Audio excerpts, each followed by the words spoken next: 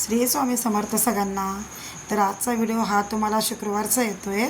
तर आम्ही आहे ना म्हणजे धोंड्यासाठी माझ्या माहेरी गेलेले होतो आम्ही। तर तिथेच आम्ही गंगेमध्ये आंघोळी वगैरे केल्या, नंतर पूर्ण वाण दिले। तर हे बघा इथे बत्ताशे जे तयार होतात ना ते दाखवलं मी तुम्हाला। तर वाणासाठी आम्ही काही बत्ताशे पण घेतले। आणि हे बघा बाकीचं आहे ना एवढी गर्दी होती ना। तर आता हे लोक आहे ना दीपदान, श्रीफळदान, त्यानंतर बत्ताशाचं रेवड्याचं दान, जेवढे काही आपण ह्या महिन्यात दान व्रत वकेल्य करतो ना तर त्याचं खूप काही असं एक छान फळ मिळतं। तर आता हे बघा असं पूर्ण गंगेमध्ये एवढी गर्दी होती ना, कारण गंगेची आंघोळ आणि त्यानंतर आपण जेवढं काही आता इथे ब्राह्मण बसलेले असतात बघा, जेवढे काही आपण दानधर्म करतो तर हे तिथं केलं जातं। त्यानंतर श्री एकनाथ महाराजाचं दर्शनासाठी पण खूप गर्दी झालेली होती।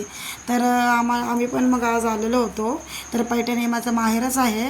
तर आम्ही डायरेक्टली आधी गंगेला आलो, कारण आम्हाला वाण पण द्यायचे होते सगळे।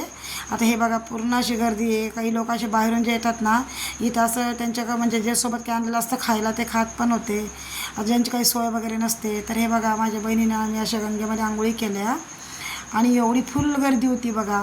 तर हा अधिक मास आहे ना, याला पुरुषोत्तम मासही म्हणतात, मलमासही म्हणतात। तर असं मानलं जातं बघा, पहिले हा जो मलमास आहे हा जो धोंड्याचा महिना आहे तर याला अपवित्र मानलं जात होतं। ह्या महिन्यामध्ये असं काही चांगले कामं केले जात नसे, जसे की कोणतेही असं शुभ काम असू द्या काही, तर त्याला मलमासही म्हणायचे। तर हा मलमास असं एकदा म्हणजे अशी कहाणी जी वाचली ना मी त्यानुसार सांगते तुम्हाला। तर हे बघा तर त्यातनं आंघोळी केल्या, मग आम्ही त्यातनं काय केलं, वाळू घेतली। इथं आपल्याला महादेवाची पिंड करावं लागते बघा।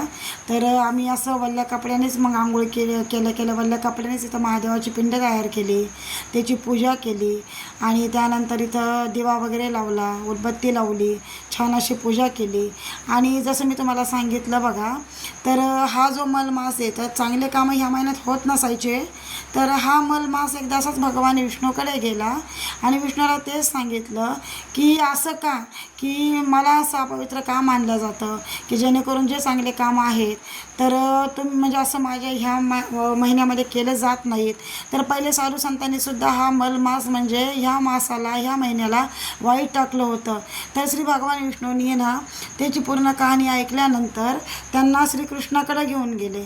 तर आता हे बघा मी 1 पैशाचा म्हणजे 1 रुपयाचा असा गंगेमध्ये सोडला आणि हे बघा आता पूर्ण मी जे अनारसे केलेले होते तोही व्हिडिओ तुम्हाला दाखवला। त्याच्यानंतर रेवड्या, त्याच्यानंतर पुन्हा बत्ताशे, सगळं 33 केलेलं होतं आम्ही। 33 रेवड्या, 33 बत्ताशे, अनारसे, त्यानंतर सूपदान दिलं इथं, शिदा, वस्त्रदान, परत फलदान आणि 33 वाती पण आणल्या होत्या आम्ही, परत नारळाचं वाण दिलं। असे सगळे म्हणून आम्ही 9 वाण इथे दिले होते। तर आता हे ब्राह्मण काका आहे ना पूजा करत होते बघा। मी सगळं काही आंघोळी वगैरे केल्यानंतर आता इथं असं सगळं काही वाणाचा संकल्प सोडून घेणार आहोत।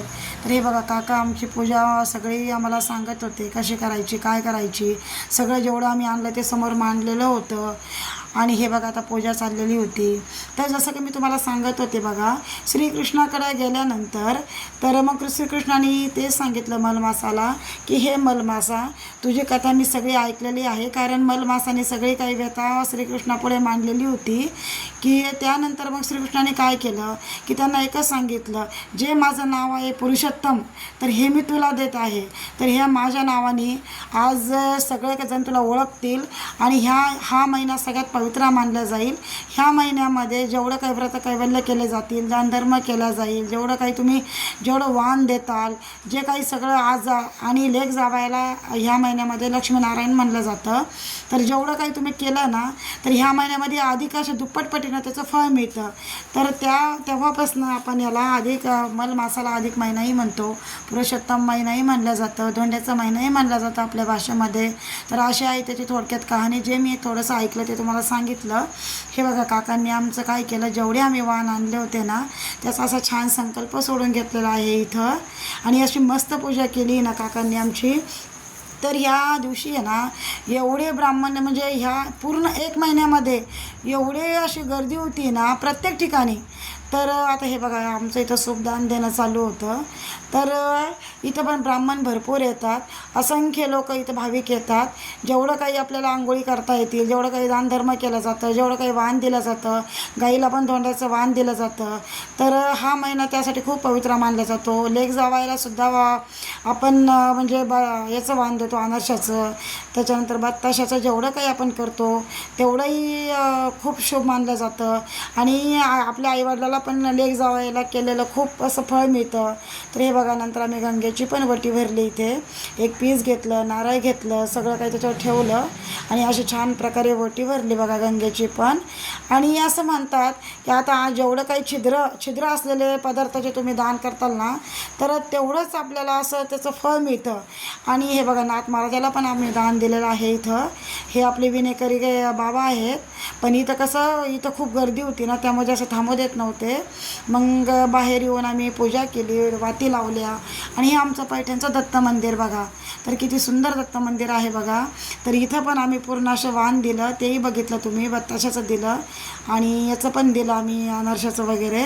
तर इथं पण वाती वगैरे लावल्या, 33 वाती लावल्या सगळीकडं. आणि हे बघा, असं सुंदररीत्या आमचं असं पूर्ण वाण देणं झालेलं आहे. आणि आता आम्ही घरी चाललेलो आहोत. तिथंही आता आमचं धोंड्याचं जेवण होणार आहे. तर व्हिडिओ आवडला तर सबस्क्राईब